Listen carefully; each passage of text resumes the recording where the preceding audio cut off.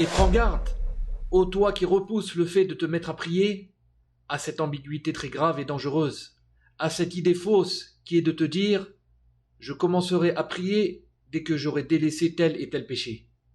Se dire cela, c'est envisager les choses à l'envers, les comprendre dans le mauvais sens. En effet, Allah a dit « Wa aqimis salah, inna salata tanha anil fahsha'i wal munkar » selon la traduction des sens du verset, et accomplit la prière, certes la prière préserve de la turpitude et du blâmable.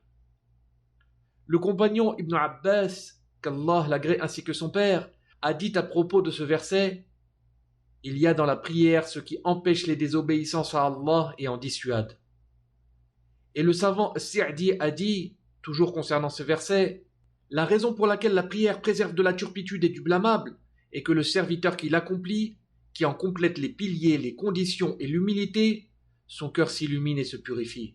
Sa foi augmente, son désir du bien se renforce et son désir du mal diminue ou disparaît. Alors nécessairement, le fait de l'accomplir continuellement et d'y être assidu de cette manière-là préserve de la turpitude et du blâmable.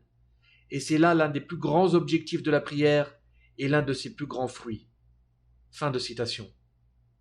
Ainsi, la façon correcte de penser n'est pas d'attendre d'arrêter les péchés pour commencer la prière, mais plutôt de se mettre à accomplir la prière comme il se doit, ce qui éloigne des péchés et amène à les délaisser.